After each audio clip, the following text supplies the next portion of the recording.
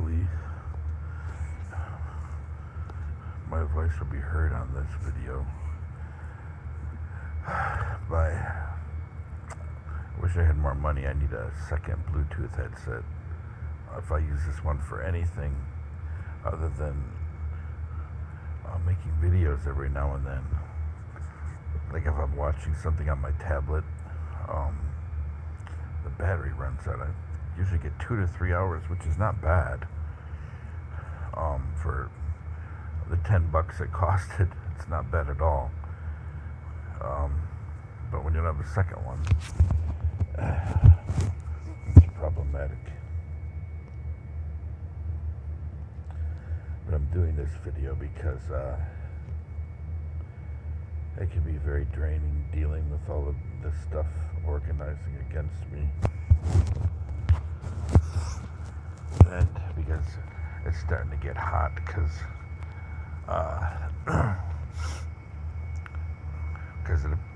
there was a bunch of people at the neighbors underneath us today, and at first I thought maybe it was positive, but I don't know, because they turned the temperature downstairs up, and it's a common occurrence we've dealt with. They do this, all winter long. During the winter, even if it's empty, sometimes it'll be pushed up to 75, 80 degrees. And during the summer, it's pushed up to 70, 75, which means it's 5 to 10 degrees hotter up here. And it can be stifling. And since we have several windows that are broken, and generally I don't leave any windows open at night, only the one in the middle I would, but because people kept climbing into the roof and going in the attic, my daughter doesn't sleep in that room. She's too scared. In 3 years it happened multiple times. It freaked her out,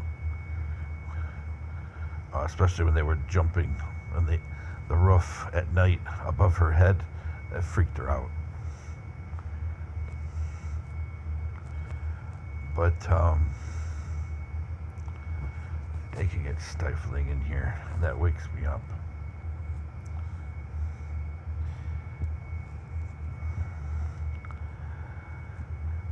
But also it gets tiring. It's pretty obvious when we came back to the States that a lot of people had bad intentions for us, and people were organizing against me, trying to demonize me. That way they can convince people to do all kinds of stuff to us. And the latest is the VA denying my GI Bill Rudisill review. They denied it, saying that I never gave away any of my veterans benefits for the post-9/11 GI Bill. They put that right in the letter. That's a lie. It's a lie. So they're saying I have no longer any benefits, which would qualify me for a Rudisill review. It's a lie. It's a bold-faced lie. If they look in their records, they'll see that the reserve GI Bill, that I exchanged it for the post-911. And with the Rudisill review, it's not so much the fact that somebody relinquished part of their GI Bill, but the fact of the matter is that the veteran should receive 48 months as opposed to the 36. I know I qualify because I read the case review, and my situation is exactly like Rudisill. Exactly. It's more targeting.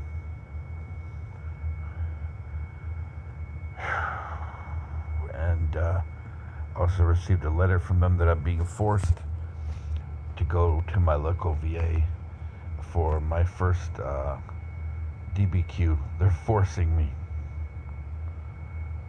You're supposed to be able to request a third-party reviewer.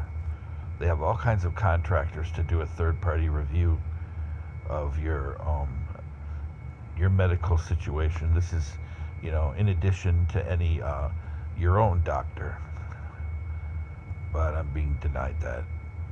And this is the same VA that, you know, wants to treat me like an alcoholic with cirrhosis and inflammatory, conditions because I'm an alcoholic, than to look at the facts that I have rheumatoid arthritis,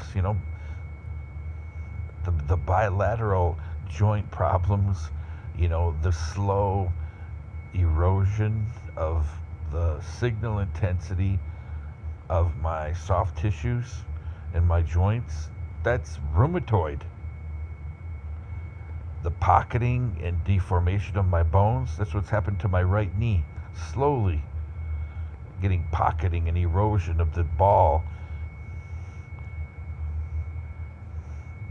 But they would rather still pursue that I have some kind of, they can't even diagnose you with non-alcoholic fatty liver disease just because they think that. They have. They were, and they see how other parts of my liver are functioning normal, but yet I have a couple of elevated enzymes. Actually, a couple of elevated and then one that's, barely even on the range. And to me, it looks like possibly a presentation of Felties, but none of these providers even know what Felties is. Another rheumatoid, a rare rheumatoid condition. It looks a lot like, in some ways, it really looks like Felties. My neutrophils aren't low, but yet they're barely within the range. Barely within normal. It looks a lot like Felties, which is rare. And in this VA, outside of, the downstairs prosthetics and physical therapy, I've never liked how I've been treated,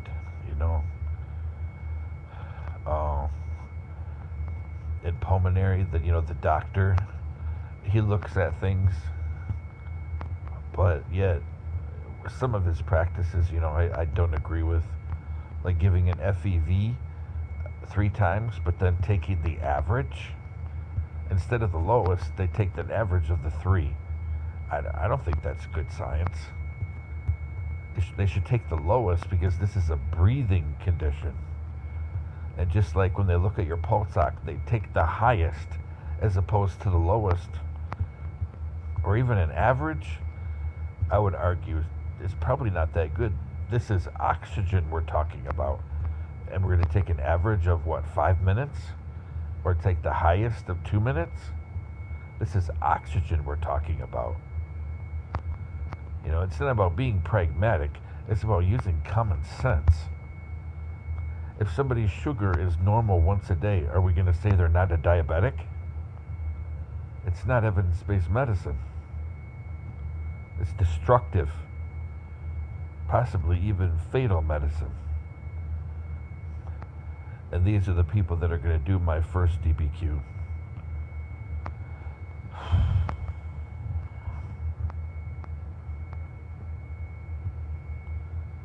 Yeah, so it's, I'm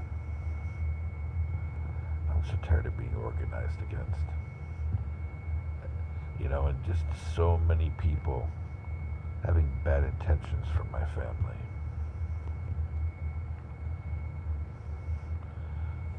And then people, as immature as it is, and as selfish and destructive, showing a serious lack of empathy, people trying to befriend you, pretend to try to befriend you, just so they can humiliate you.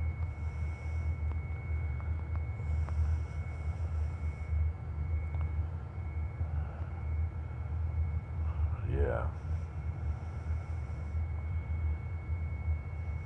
Always destructive. And my youngest daughter's mother, she still disappeared. She hasn't replied to any messages in 2 weeks. Don't know what happened to her. Other than she's in an unequal power based relationship.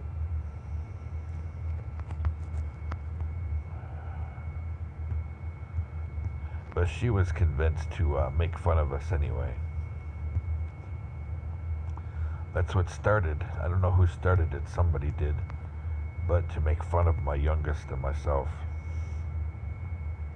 And for a while they were convincing people to make fun of my oldest overseas. And she was actually bullied in her school as well. That's when the third party intermediator came. I don't know who this person is, but they have very destructive intentions, and they created a gap between my oldest daughter and myself. And this is nature of human traffickers. This is what they do. Teach people to make fun of people so they can dehumanize them, and then just either write them out of their life or make them a point of mocking. Something to dehumanize and make fun of. Sometimes right to their face.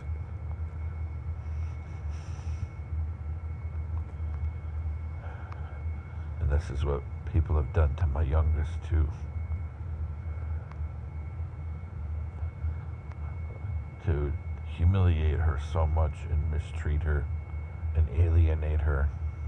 She's such a good kid. All of my daughters are good kids. Human traffickers targeted my family, and they tried to cover their tracks so well and try to appear like such good people. They know how to push the buttons and manipulate like true sociopaths. Even convincing, Christians that it's okay, that it's the right thing to do.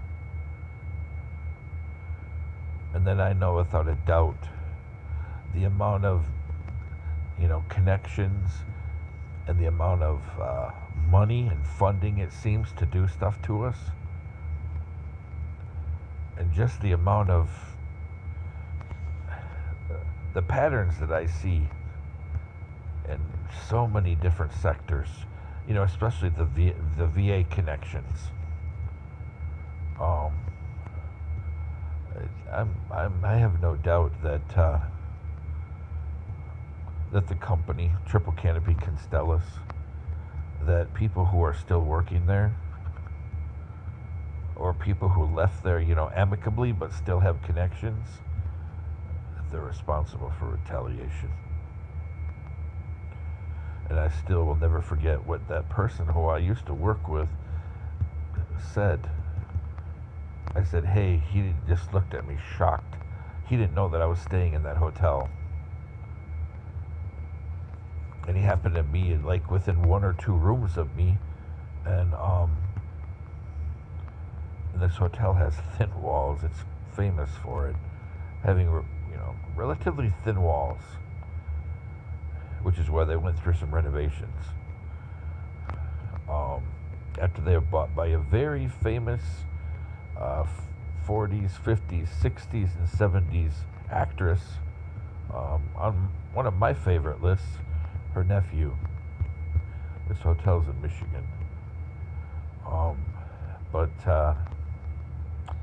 it was with his, I guess she gave him a loan. Then within a couple of years she passed away, so then also more money came as part of his inheritance. But I think that happened, as far as her passing away.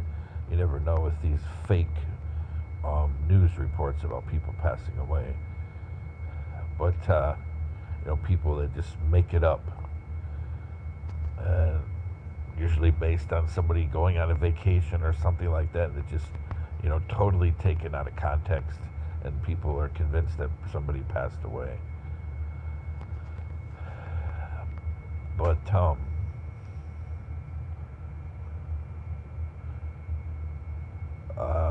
I heard the guy talking on a phone, and he was shocked. He was like yelling, panicking. And he's like, I just saw him. Then he says my name. And the guy's like, what? He's there? And he's like, yeah. He's staying in, the same floor as me.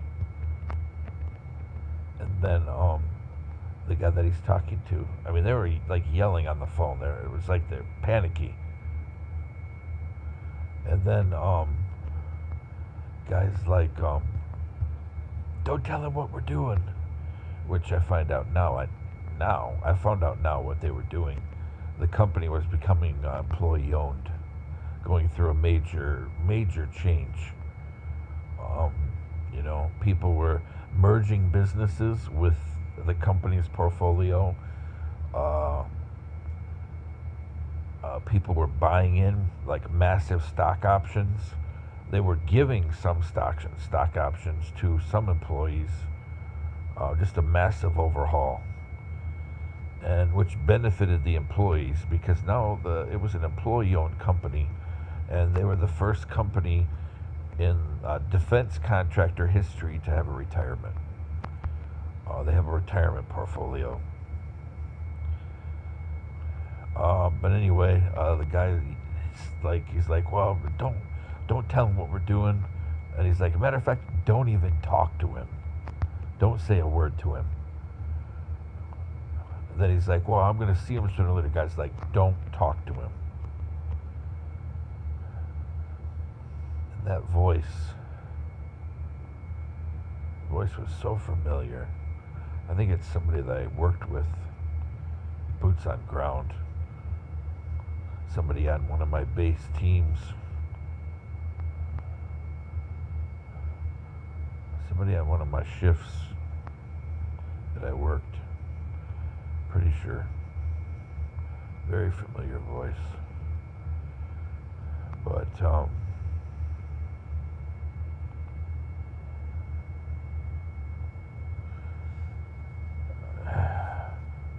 anyway, so, there's a good chance that the company and current employees and some former employees or business partners are involved in retaliating against me and just destroying my life. For what? I have no idea. I didn't do anything wrong in theater. And the reports that I made were to hold the company accountable. There's a lot of special operators involved in the company. There's a lot of vast majority of the people who worked in the company, the vast majority, 90%, are veterans. And the corruption from the CSA part of the former contract, some of those people are still there, corrupt. They're not standing true to what our flag stands for, and they're ignoring human rights, and they're making our country look bad, the stuff they're doing. And I'm just trying to shed a light on it because the incoming Constellus, they came into this blind. It appears to me they didn't know what's going on. And just by the nature of contracting, they got mixed in with some bad people. And so I'm just put this out there, because some of the things that are happening to us, I see a pattern here. And some of the things that are happening to me, they could cause my death. The constant medical negligence, I just talked to a doctor today and she questioned me why I think it was rheumatoid. And I tried to tell her and she cut me off a couple of times. She didn't want to hear it. She instead wants to focus on my liver. Just because one time it was,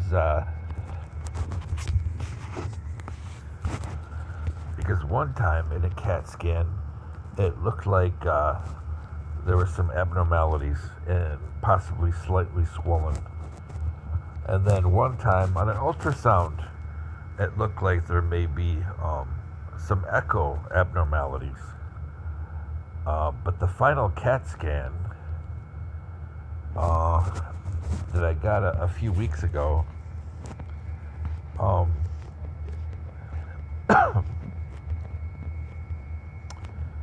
uh, it shows. What did it show? I'm trying to remember. I don't think it showed anything with the liver. I mean, possibly maybe a little bit of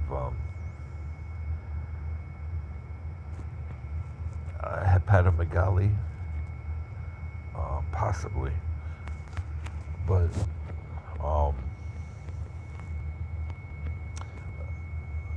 if it was there, I'm not sure about that. I'm trying to remember offhand the last CAT scan with contrast.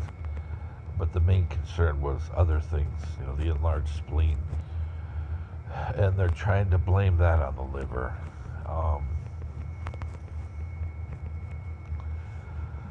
But they're failing to look at, the entire picture of that entire region, all of that area. If it was rheumatoid causing problems between, well, not the pancreas anymore, but the gallbladder, the spleen, and the liver,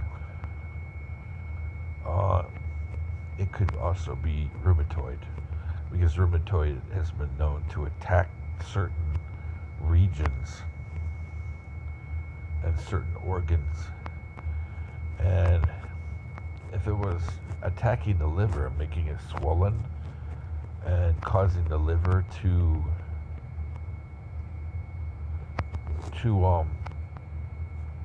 slow in its production of blood cells, to release massive doses of immature granulocytes, which is immature white blood cells, and it was slowing in its destruction and recycling of red blood cells.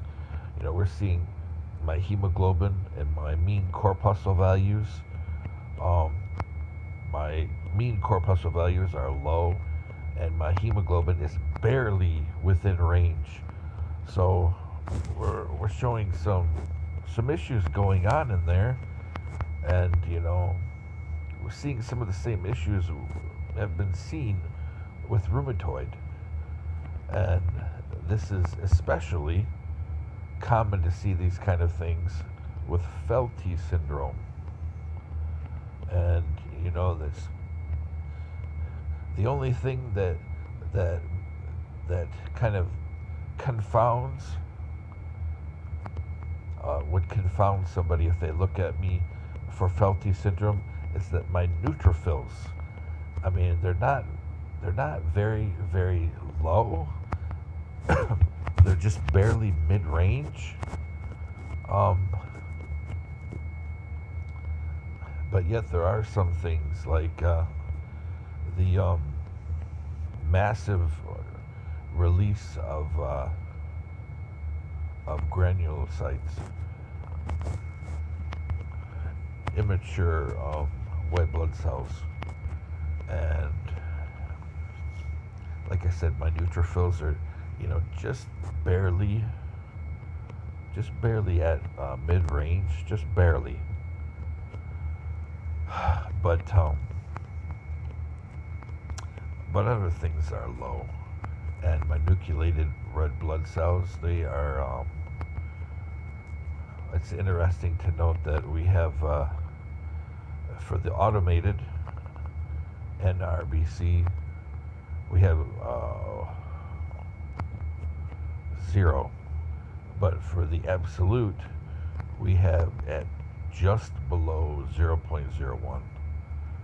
So, I don't know if that's a normal range or not, but I know that it's supposed to always be 0 for NRBCs. Um, and then again, my hemoglobin is not that great. It's just barely above um, extremely low, just barely. So all of this together explains why the spleen is enlarged. And again, you know, I'm not somebody that has a high fat diet, but if people would have been looking at my liver over the past couple of years and looking at my swelling and my rheumatoid factor over the past couple of years, they would have seen something's not right. You know, now I see things differently that I've been educating myself the past 9 months. And the doctor said, "Well, I commend you for that." I know it's almost sounded condescending, but she just wanted to, once again, like this VA, they don't want to look at the facts staring them in the face. You know, I've been researching and researching and researching, and all of these issues, they really do point towards rheumatoid. They really do. Every single issue. And now, you know, they don't realize that my body is tough. I come from a long line of pioneers, you know, people that lived in the bush, people that lived in the mountains, even our family in Europe, our ancestors in Europe, and the family that's still there. They live in the mountains of Switzerland. Our family in England, still people that live in mountainous areas, cliff dwellers.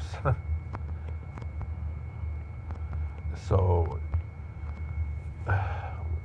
we could take quite a bit, and that's why our joint lining, despite osteophytes and the pitting of the bone underneath, our joint will still persist. But now when people are looking at where, you know, where we do see joint problems, it's always bilateral: knees, hands, feet, always bilateral.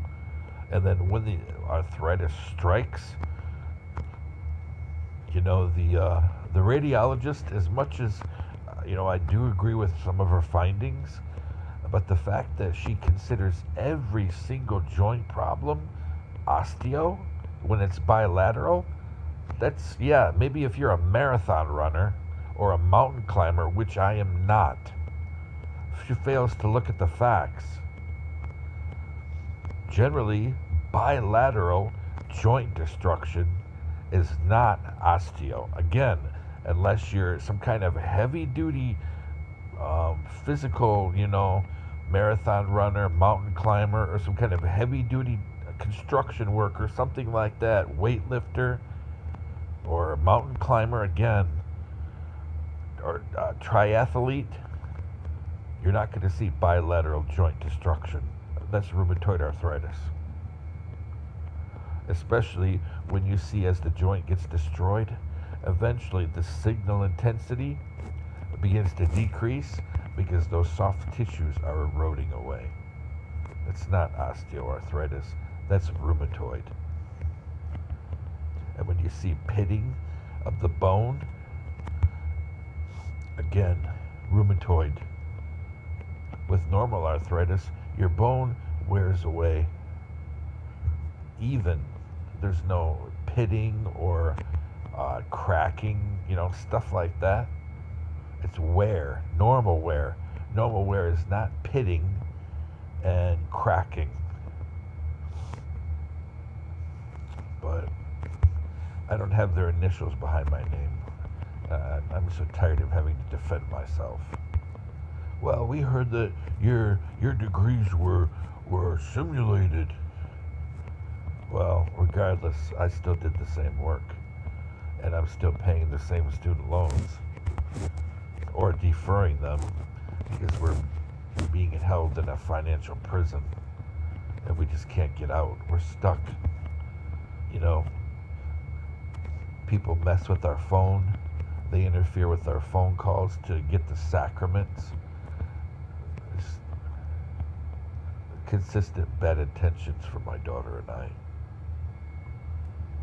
And I've been telling people all along something is going to happen to us, not realizing that something already is. They're interfering with our religion.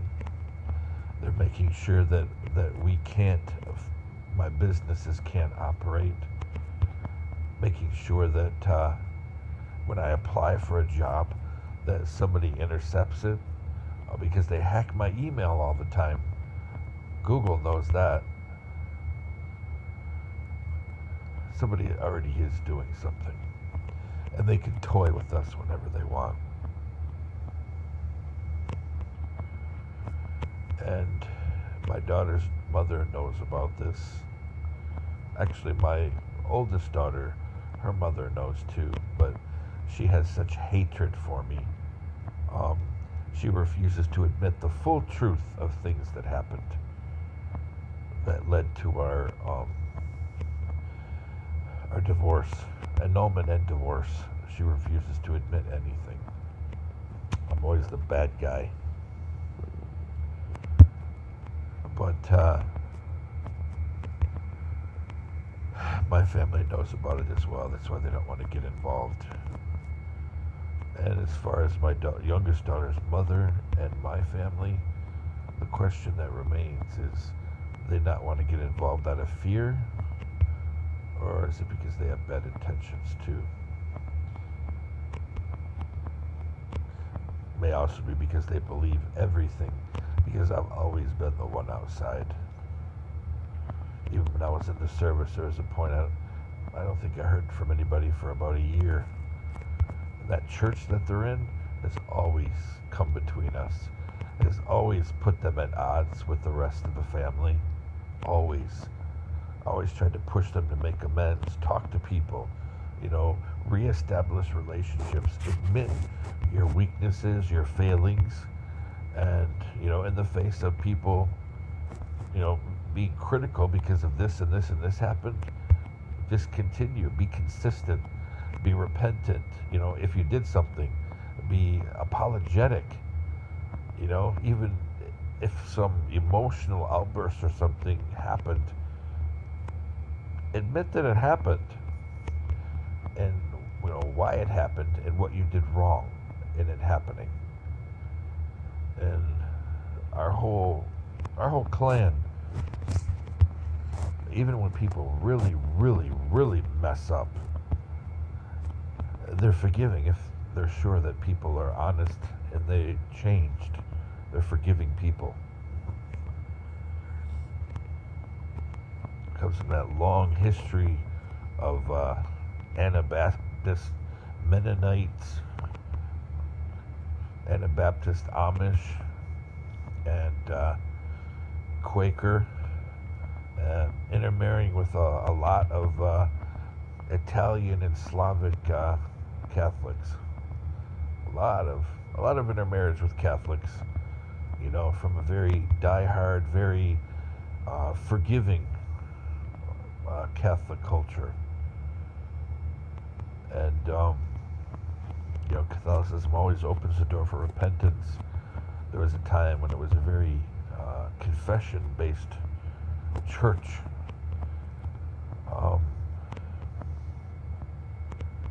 You can see the pockets of that still there, very confession-based,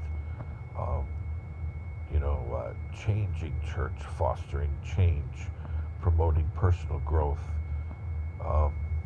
Used to be a church, very, very focused on personal change, on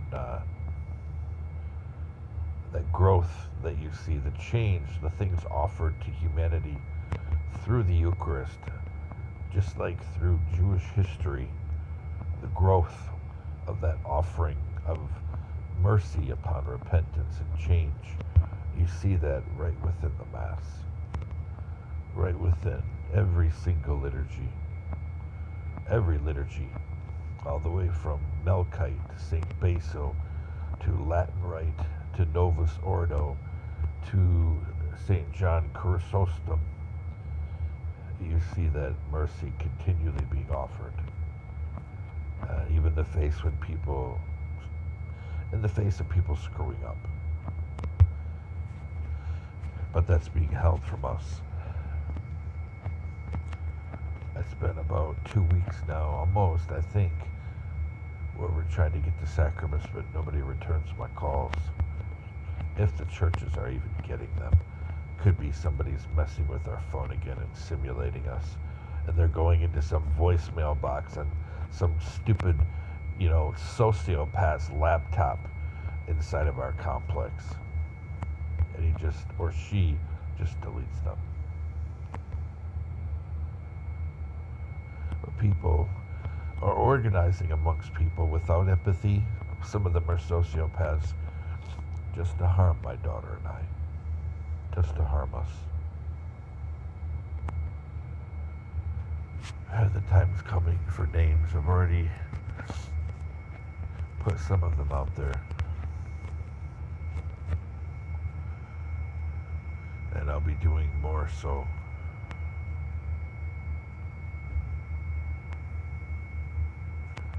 Because great harm is intended for my family, and I'm sure I'm not the only veteran this is happening to.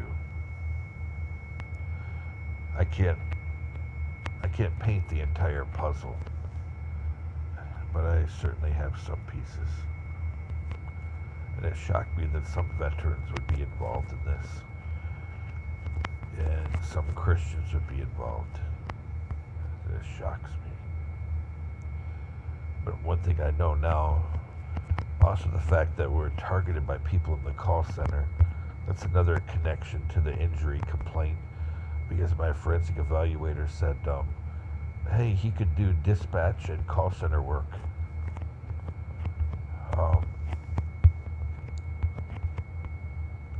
That's interesting, that's what my forensic evaluator said for the injury case and for the DOD report against the company.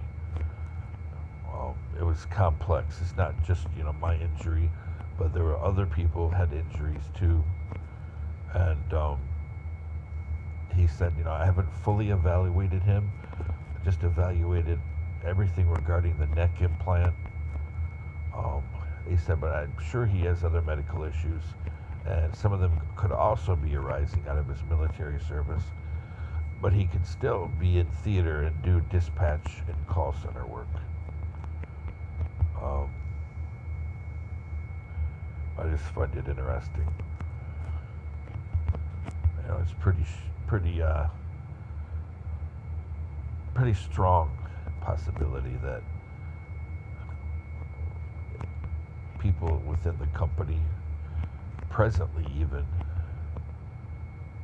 and good chance former, retaliated against me. I don't know why.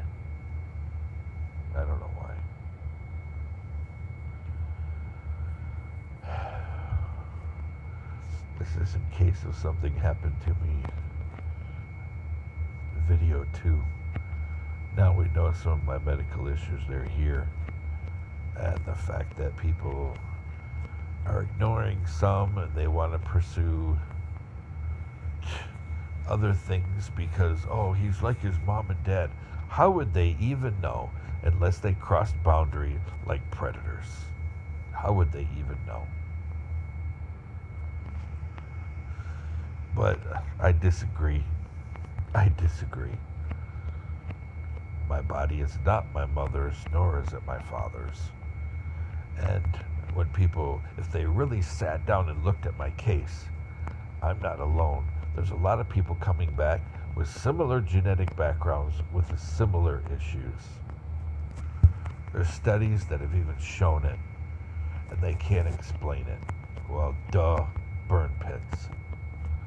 When you have people coming back and within 4 or 5 years, they get severe, rapid onset arthritic or inflammatory blood disorders, yeah, that's a pattern.